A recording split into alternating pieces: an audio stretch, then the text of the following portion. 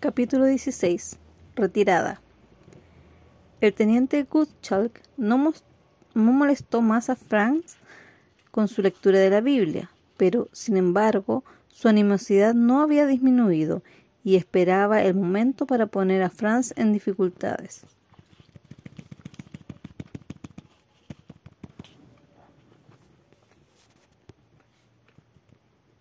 Un domingo de tarde, el Hauptmann hizo una fiesta en honor de uno de los hombres que había sido promovido a sargento. Todos estuvieron invitados. Franz, que no había trabajado el sábado, tenía algunas tareas en su contabilidad, de modo que cuando llegó a la fiesta, ésta estaba en su apogeo.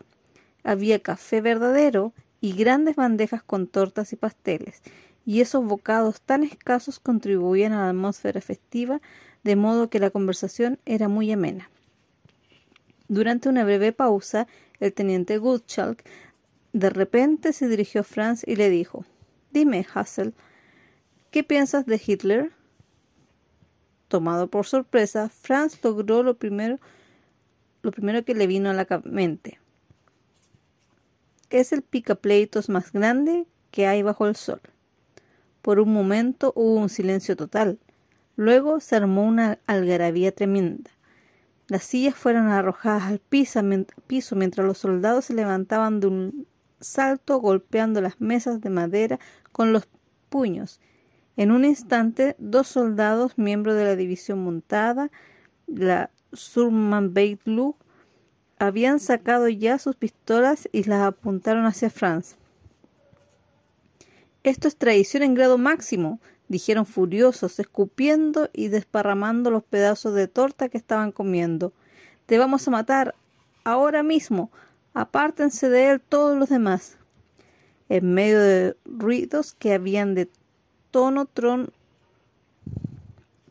tronó la voz del Hauptmann. «¡Silencio! Les dije que quería silencio». El tumulto se calmó. Pero la voz de Miekus: «Soldados, esta es una fiesta privada. Aquí estamos para celebrar. Estamos en un periodo de descanso. No habrá discusiones políticas, y esto es una orden. ¿Cómo se atreven a arruinar nuestra celebración?» Reacios, los hombres se sentaron. Los soldados de la división montada guardaron sus pistolas en sus lugares, maldiciendo en voz baja. Los ojos de Gottschalk destellaban hostilidad. Poco después, la fiesta concluyó. Karl y Willy fueron los primeros en llegar a la habitación de Franz. «Franz», dijo Karl, mientras en su voz temblaba ligeramente, «si no te calles, vas a conseguir que te maten, justo poco antes del fin de la guerra». Willy apretó el hombro de Franz con fuerza. «Domínate, hombre, guárdate tus consejos». Yo sé», dijo Franz, liberándose del apretón del Willy. «Mi lengua me ganó. Seré más cuidadoso».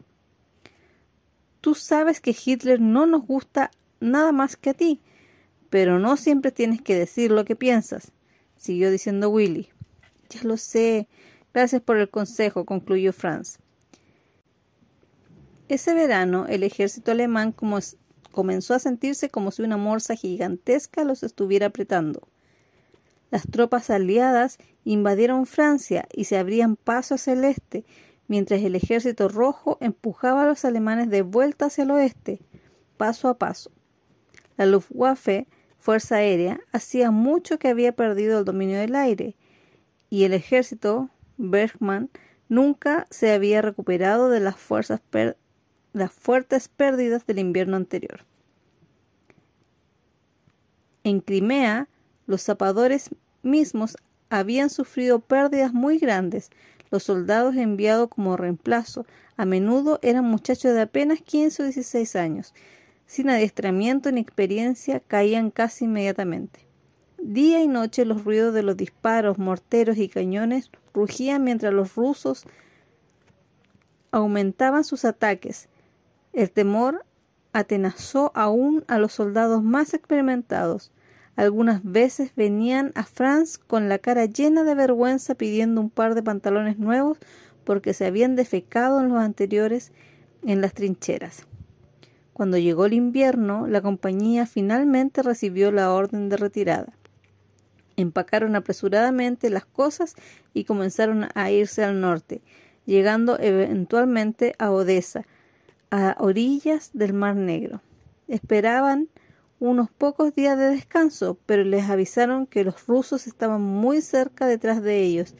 Temprano la mañana siguiente, huyeron por sus vidas dejando los suburbios occidentales de Odesa, mientras los rusos entraban a la ciudad por el este.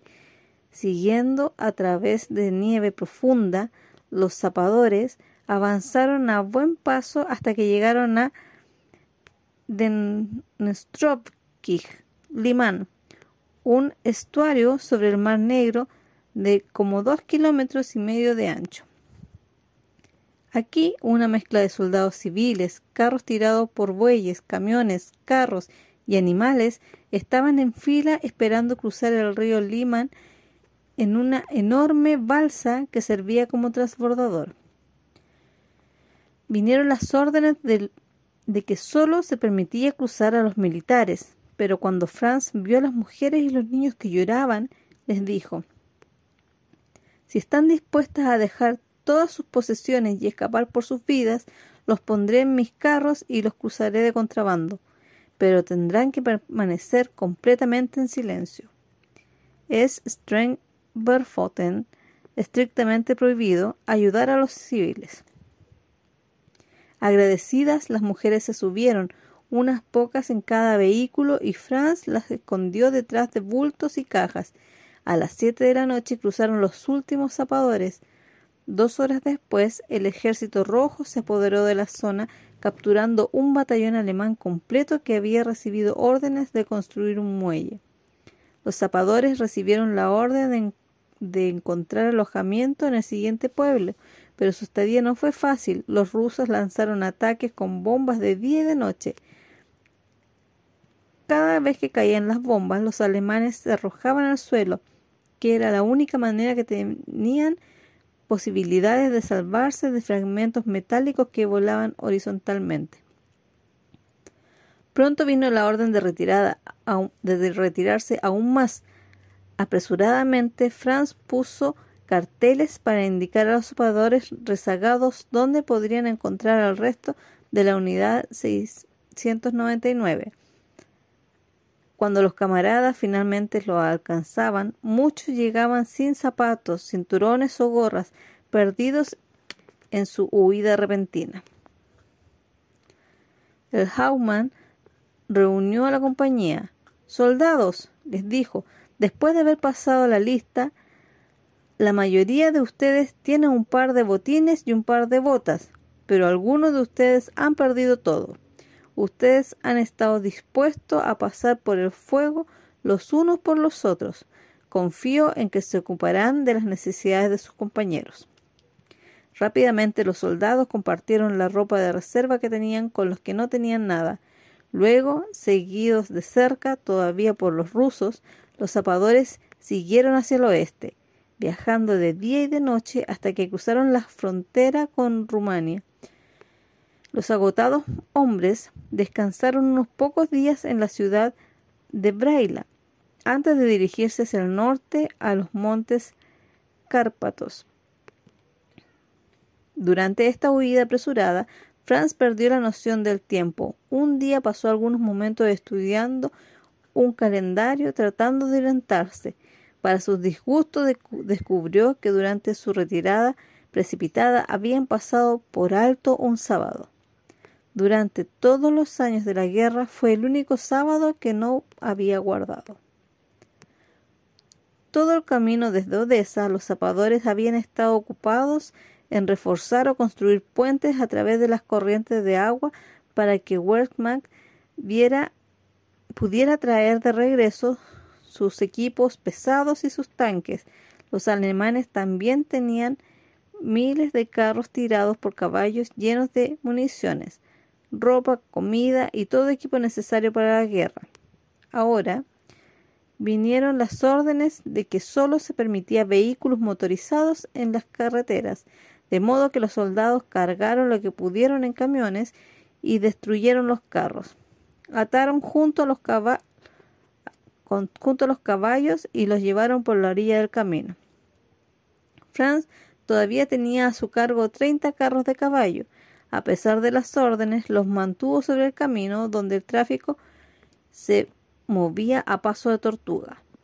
Solo en los puentes se los obligaba a salir de la carretera.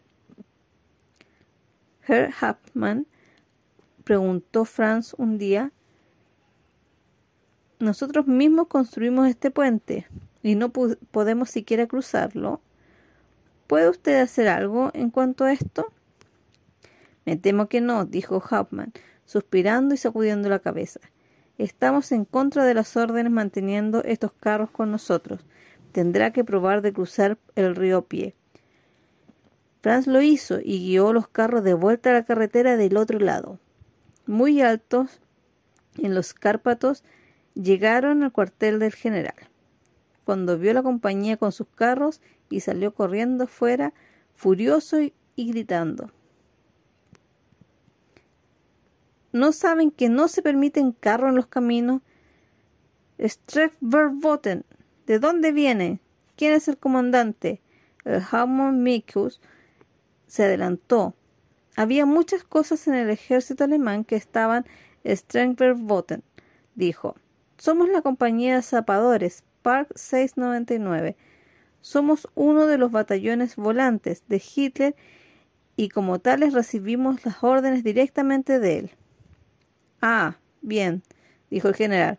Por supuesto, eso es diferente. Les diré algo. Saquen los carros del camino aquí y esperen hasta que sea de noche. Ustedes podrán seguir de 6 de la tarde a 6 de la mañana, pero no durante el día. De otro modo tendré una revuelta en mis manos. Contentos con este arreglo, los zapadores acamparon mientras miles de soldados pasaban de largo. Ninguno podía entender cómo podían estar tan tranquilos con los rusos que le pisaban los talones. La compañía comía a las 5 de la tarde, empacaban sus pertenencias y a las 6 en punto salían como relámpagos. Como los caminos estaban vacíos de noche, realmente avanzaban más rápido de lo que podían hacerlo los vehículos motorizados durante el día. Muy alto en las montañas llegaron a una señal caminera que decía Budapest, Hungría, 935 kilómetros. Sacaron la cuenta de que si podían cubrir 50 kilómetros por noche, en 20 días podrían llegar a Budapest. A medida que avanzaban de noche, comenzaron a notar un extraño brillo en el horizonte en dirección a Budapest. Willy se puso junto a Franz y le preguntó, «Franz, ¿qué te parece eso?» «Pienso que la ciudad entera está incendiada», respondió Franz. Los zapadores siguieron avanzando con rapidez y llegaron a Budapest en el tiempo récord de 18 días. Allí tuvieron una gran sorpresa. Toda la ciudad estaba brillantemente iluminada de noche. No había oscurecimiento, no había guardias nocturnos recorriendo la ciudad para asegurarse de que no hubiera grietas por las que saliera la luz del interior de las casas que pudiera poner en peligro a todo el vecindario. Fue un panorama que los soldados no habían visto en años. De hecho, la ciudad había sido afectada muy poco por la guerra y los húngaros trataron muy bondadosamente a los alemanes. El Hauptmann Mikus decidió que seguirían avanzando solo con los camiones. Muchas otras unidades ya habían tenido que abandonar sus vehículos por falta de combustible, pero gracias a la gasolina de los zapadores habían ahorrado durante 18 meses, tenían suficiente combustible para llegar a casa. Cargaron sus pertenencias en los camiones y dieron sus carros y caballos a compañías muy agradecidas que no tenían medios de transporte.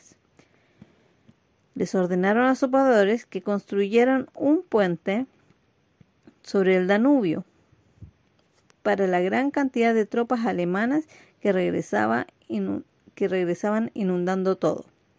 El puente se terminó en 4 días. La tirada se volvía cada vez más turbulenta.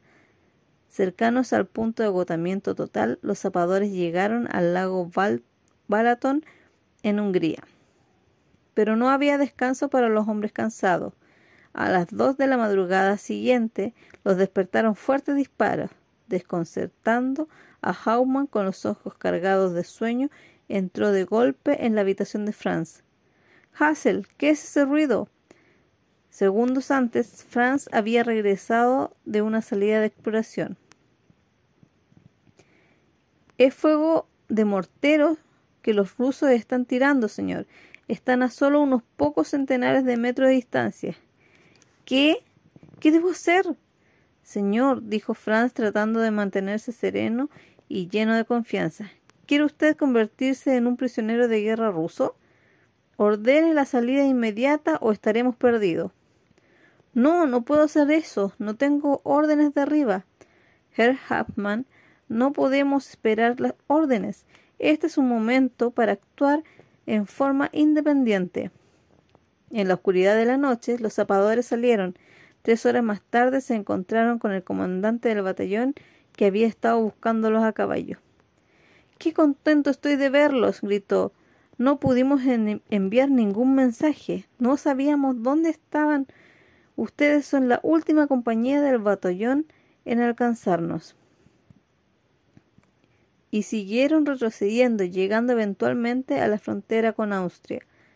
Como los rusos ya habían ocupado los alrededores de Viena, el batallón se vio obligado a hacer un desvío que los llevó a Graz, la frontera sur de Austria. Pronto recibieron órdenes de dirigirse directamente al norte, a Bruck an der Mur, y de allí otra vez al norte, a St. Pölten. Después de solo una semana vinieron órdenes de ir otra vez al sur, a Mariazell. Sus movimientos ya no tenían lógica. Los caminos estaban atestados con tropas de Wehrmacht, pero iban al norte o al sur. Era imposible avanzar nada. Franz, que había vivido colportando en Austria durante 9 años, fue a ver a Hauptmann. —Señor, conozco este país como la palma de mi mano. Puedo conducirlo a Mariazell, usando caminos secundarios si le parece bien. El alivio cubrió la cara del cansado comandante. —Absolutamente, Hassel. Toma el mando. Los zapadores dejaron las carreteras principales y avanzaron lentamente por los caminos no pavimentados, subiendo y bajando los Alpes. Sin embargo, llegaron a Mariazell antes que ningún otro y pudieron alejarse en un gran hotel. Mientras la compañía tomó posiciones y mantuvo a raya a los rusos, Franz estableció su oficina y preparó la única radio que le quedaba a la compañía. Durante meses había estado escuchando una estación enemiga, que era la única manera de saber cómo seguía la guerra. El domingo, Franz estaba caminando por Mariazell, un famoso pueblo de peregrinación. En la iglesia de los peregrinos acababa de comenzar el sermón. Curioso, Franz se quedó a escucharlo. —Queridos hermanos —decía el sacerdote—, no se preocupen. Si no podemos entrar al cielo por la puerta principal, Dios siempre tiene una puerta de atrás por la que nos podemos colar. De alguna manera llegaremos allí. Franz ya había escuchado suficiente. Sacudiendo la cabeza, siguió paseando. El 1 de mayo de 1945, mientras Franz estaba escuchando las noticias de la radio, vio que el teniente Guschalk pasaba. Franz abrió la ventana de golpe y sacó por ella la cabeza. —Peter, ¿ha oído las noticias? Quiero expresarles mis condolencias. El teniente giró sobre sí mismo con la cara blanca como tiza. —¿Qué noticias? ¿Qué sucedió? ¿He recibido noticias de mi familia? —No, Peter, peor que eso. Tu Dios acaba de morir. Se suicidó ayer. La cara de Peter se volvió de blanca a roja como tomate. Le echó a Franz una mirada llena de odio y siguió caminando. Unos pocos días más tarde, cuando varios hombres estaban agolpados alrededor de la radio, entró Miekus. En ese momento, por el altavoz salía con fuerza un anuncio. Achtung, Achtung. Estamos exigiendo la rendición completa de Wehrmann, alemán, entréguense, rindan sus armas. Mikus se enfureció. ¿Quién sintonizó la radio enemiga? Está Strengverboten, rugió. Herr Hartmann, dijo Franz respetuosamente, no queda ninguna otra estación. Estamos rodeados por enemigos. Los únicos lugares que todavía están en las manos alemanes son Praga y aquí Maricel. Les digo, Hassel, dijo bruscamente Miekus, no perderemos la guerra. Todo eso es solo propaganda enemiga. ¿Con qué ganaremos la guerra, señor?, cuestionó Franz, preguntándose si Miekus realmente creía lo que estaba diciendo. No tenemos más comida, ni ropa, ni municiones. Durante meses hemos comido pan que contenía un 50% de aserrín, y no podemos conseguir más suministros porque el enemigo controla todo. Miekus había sido sincero cuando estuvo solo con Franz, pero ahora él tuvo un raro momento de indecisión delante de los otros soldados. Bueno, en eso tienes razón, dijo en voz baja. Francamente, estoy tan confundido que no sé qué hacer. ¿Por qué no va al comandante del batallón y pide instrucciones? Media hora más tarde, Miekus llamó a Franz por teléfono. Franz, llama a nuestros soldados que regresen del frente y quema todos los documentos secretos. Salva solo los archivos que no son secretos. Franz envió de inmediato mensajeros para llamar a los camaradas de sus posiciones y les hizo cargar los vehículos. En el patio prendió una hoguera y arrojó allí todos los archivos secretos o no. ¿Qué están haciendo?, dijo Miekus al entrar al lugar. Yo les dije que solo quemaran los documentos secretos. Sí, dijo Franz, la guerra ha terminado.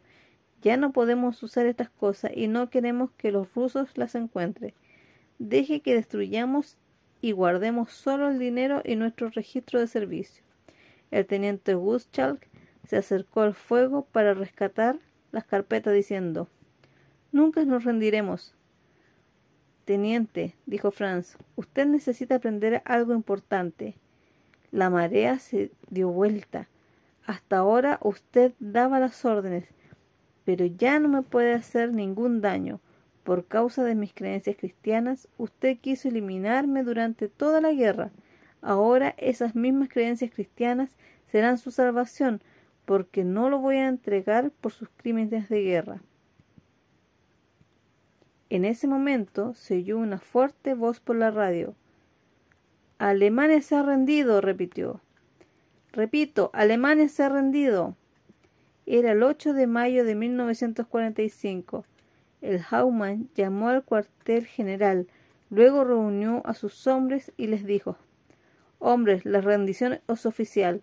Los enemigos han firmado un tratado por el que todos los soldados alemanes que cruzan el río Enns antes de las 11 de la mañana serán hechos prisioneros de guerra norteamericanos.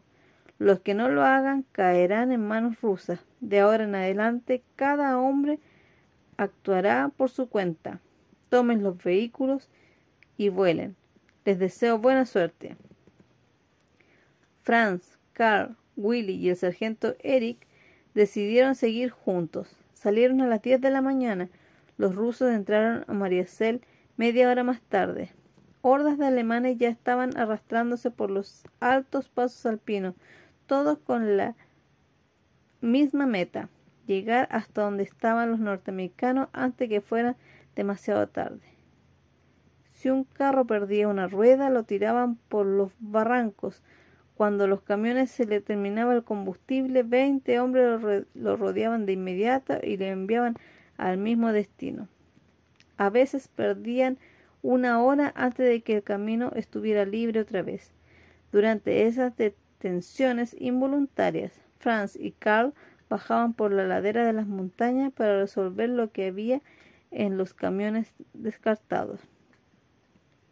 Regresaban con un botín de comida enlatada, cigarrillos y brazadas de cuero vacunos.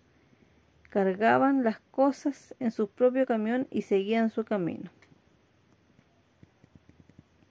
Uno u otro miraban el reloj y calculaban ansiosamente la distancia que les faltaba cubrir. La siguiente demora sucedió cuando el camino iba a lo largo de un arroyo, de una montaña transparente lleno de truchas. Mirando hacia abajo, Willy dijo: compañeros, matemos algunos peces a tiro. Cuando la columna reanudó la marcha, Carl y Willy tenían una buena cantidad de truchas frescas. Finalmente, desde lo alto de una montaña, vieron el río Enz que brillaba a la distancia como una cinta de plata. ¿Llegarían a tiempo? El derrotado Bergman hizo una estampida hacia la meta distante. A las 10:30, Franz, Carl, Willy y Erich cruzaron el puente sobre el río Enz. Para ellos la guerra había terminado. Los soldados norteamericanos lo esperaban del otro lado. «Deténganse», decían en su alemán limitado. «Armas aquí y municiones allí», decían, señalando 2 montones. Franz se sacó su pistolera y arrojó su revólver de madera en la pila. Los ojos de Willy parecieron salirse de sus órbitas. Le preguntó: «Franz, ¿qué diablos es eso?» «Esa es mi pistola», dijo con un guiño en los ojos. «La hiciste hacer en Polonia y me liberé de la pistola verdadera allí». «¿Estás loco?» «Bueno, yo no quería estar nunca en la situación en que fuera tentado a matar a alguien». El sargento Erich miró aún más fijamente a Franz. Este era el hombre que él había elegido como ángel guardián durante toda la guerra. Los soldados norteamericanos le hicieron señas de que siguieran su camino. Señalando hacia el oeste, dijeron: «Braunau, campamento de prisioneros». Los hombres comprendieron, pero ya no había apuro. Por fin podían relajarse porque finalmente estaban a salvo. Siguieron con el camión unos pocos kilómetros. Se detuvieron para almorzar sobre un fuego de campamento donde Willy y Carl asaron las truchas frescas. ¡Qué delicia fue eso! Al día siguiente, a mediodía precisamente, antes de que se les terminara la gasolina, llegaron al campamento y se unieron a los 140.000 prisioneros de guerra que ya estaban allí. Cuando comenzó la retirada, los zapadores estaban entre los batallones que estaban más lejos de Alemania. Habían cubierto la mayor distancia. Ahora habían llegado a su última meta de guerra: estar en manos de los norteamericanos y no de los rusos.